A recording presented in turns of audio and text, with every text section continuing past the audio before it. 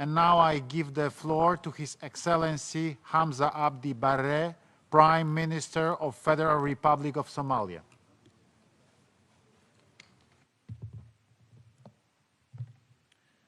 Your Excellencies, ladies and gentlemen, Assalamu alaikum. Mr. President, Somalia's journey towards SDG implementation is one of the determination and amidst adversity, despite the challenge of conflict and pervert wars by recurrent shocks and extreme effects of climate change, our commitment remains unyielding, and we are proud of the progress we have done so far.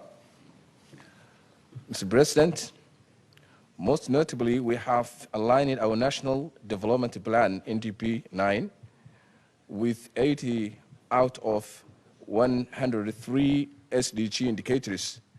And since 2017, we have strived addressing multi-dimensional buffer and have succeeded in lowering buffer rates by 15%. We achieved a 43% reduction in maternal mortality rate and have succeeded to increase literacy rates for women aged 15 to 24 by 12.4%. Mr. President, in our relentless pursuit of DGs, Somalia is committed to take tangible actions to both national and the global level.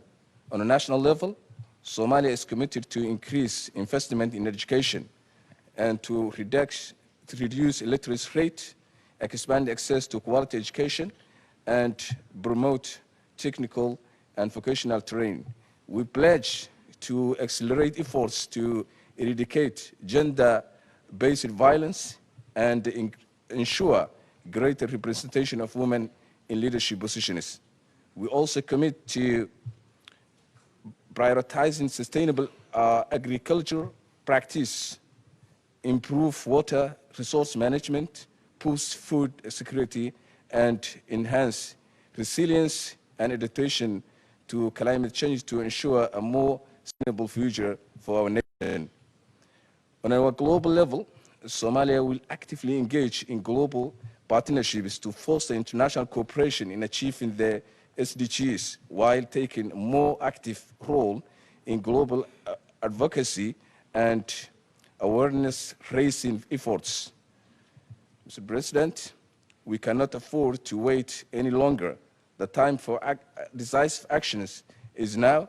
Let us commit to ensuring a better future for all of humanity. Thank you very much. I thank the Prime Minister of the Federal Republic of Somalia.